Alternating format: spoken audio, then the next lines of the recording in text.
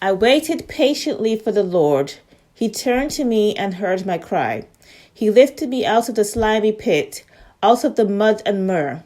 He set my feet on the rock and gave me a firm place to stand. He put a new song in my mouth, a hymn of praise to our God. Many will see and fear and put their trust in the Lord. Blessed is the man who makes the Lord his trust, who does not look to the proud, to those who turn aside to false gods. Many, O Lord my God, are the wonders you've done. The things you've planned for us no one can recount to you. Were I to speak and tell of them, there'd be too many to declare. Psalms 40, verses 1 to 5. I would love to tell you that I'm a patient person, but those who know me know that I'm impatient. This is one aspect of the fruit of the Spirit that is a daily struggle for me. I struggle with the others at one point or another, but when it comes to being patient, it seems to be a whole new level in my struggle. This past week, I've had numerous opportunities to practice being patient. On one occasion, whilst trying to speak to my insurer, I spent 28 minutes listening to that elevator music, which is interrupted every 20 seconds to say, "Thank you for your call. We're experiencing a high volume of calls, but we will be with you shortly." And I found myself mimicking these words, or sometimes asking after that question, "Will you really be with me shortly? Really?" If we were honest, while we're in a season of waiting, most of us could actually relate to David's words, not in this psalm, but in Psalms 22. In this psalm, David, who is described as a man after God's heart, says this, my God, why have you forsaken me? Why are you so far from saving me, so far from my cries of anguish? My God, I cry out to you by day, but you do not answer.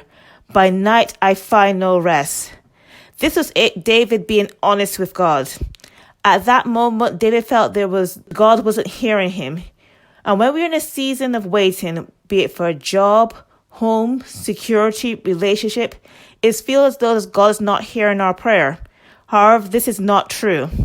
And I believe this is a common ploy used by the enemy to cast doubts and fears. One thing I've learned when learning how to wait is God's timing is not my timing.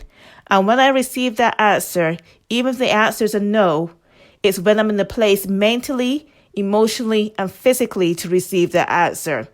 Most of the times, if I had to receive the answer to my prayers immediately, the outcome would be far worse for me. In both Psalms 22 and Psalms 40, David says that he praises the Lord. And it's easy to express praises or to sing when you're happy and everything's going okay. But it's right to praise the Lord when things are not going so well. Giving praise puts our situation back into context, and it helps us to become patient in the waiting. I've experienced someone's bad temper when something or someone else has upset them.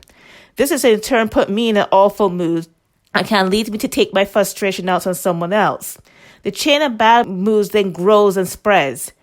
When I choose to be patient, even if I have to wait, I tend to be pleasant to the person serving me. I tend to be polite.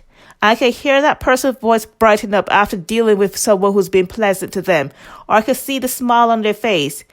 Imagine if we are all polite and patient with others.